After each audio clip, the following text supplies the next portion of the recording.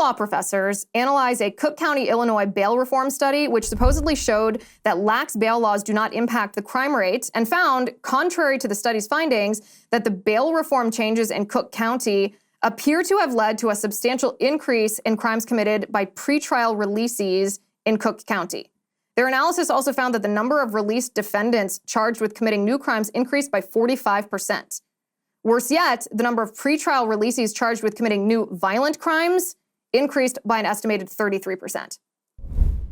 So these statistics, I think, are chilling, first of all. I mean, this is human lives we're dealing with. This is not just an abstract analysis. It's not just numbers. This means that more people in our country are being harmed. More people are the victims of crime because of George Soros-funded, quote-unquote, reformed-minded prosecutors.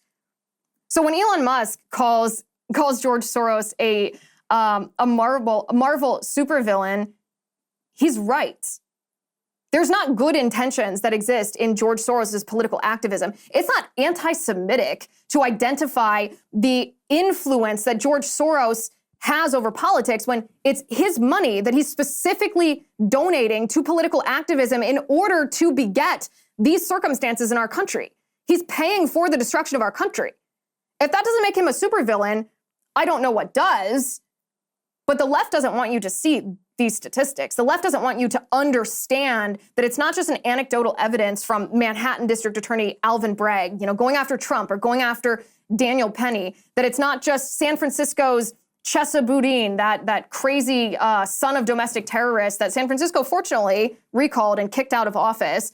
These aren't isolated incidents. This is the exact intention that George Soros had when he funded these candidates.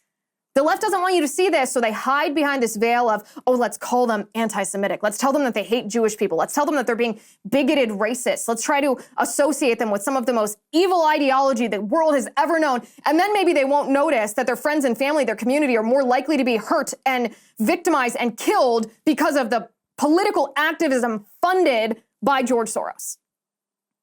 It's grotesque. And you gotta love Elon Musk for just calling their bluff and sending out this tweet. Okay, so on social media, I asked you guys what the most controversial topics you could think of were, and you guys sent me some doozies. Let's go through a couple of them, shall we?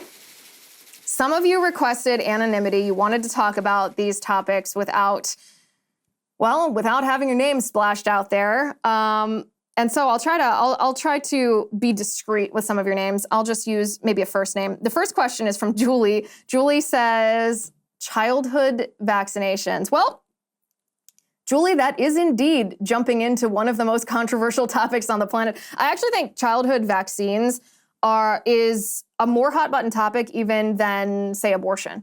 I don't know a topic that gets people's emotions up, that gets people in a lather more than vaccines. And I'm talking about people on both sides of the vaccine issue, both the kind of militant pro-vaxxers and the folks known as anti-vaxxers. This is one of the most highly fraught topics. And listen, here's what I'll say. I've given a lot of thought to how much it's appropriate for me to share about the decisions that my husband and I made or are making for our daughter when it comes to the CDC recommended childhood immunization schedule. Part of me, because I feel very strongly about this issue, as does every other parent, whatever your position on it is. And in a sense, I would like to share every little detail of the process that I use to discern what to do, what information I use to substantiate my decisions. At the same time, it's not just my political decision. It's not just my medical decision. I do want to talk about this, but I want to be very cognizant of being respectful of my daughter because it can be her choice to talk about those types of things if and when she would ever want to do that, right? I don't want to betray her privacy when she's just a tiny baby. I will say that I'm reading a book right now that I highly recommend that you read. It's super good. It's called Dissolving Illusions, and it's a history of disease, communicable disease, specifically in the United States and in the UK over the 19th century. So in the 1800s, specifically in the mid 1800s, the late 1800s. And it's really interesting because childhood disease or diseases that killed children during that time period are some of the diseases that we vaccinate against now. And it's really interesting to see how different aspects of our society have changed, notwithstanding vaccination. So hygiene, for example, and sewage systems and nutrition and child labor laws and all different kinds of things that impact people's health, their vulnerability to diseases, or our ability to treat diseases when you actually contract diseases. So it's a really interesting, it's called dissolving illusions because we kind of have this idea in our society now that the diseases that we face now, or that we could face now, are exactly the same, that it's a one-to-one comparison of these same diseases when we face them as a society in the 1800s, in the 19th century. And that's not true. It's not even kind of true. And it's really eye-opening to dissolve those illusions that that exist around the diseases that we so often vaccinate for. I've also openly told the story. I have no problem telling this story. I openly told the story about what happened to my husband and I the day that my daughter was born, how I did not do the Hep B vaccine on the day that she was born, because why? I don't have Hep B and she's not therefore at risk of it. And the hospital sent in a neonatologist to basically bully us into try to do this. And I was like, oh, why does she need it? I don't have Hep B. And they tell me, well, it's in case you get in a car wreck on the way home and your baby needs a blood transfusion and maybe that blood is contaminated with Hep B.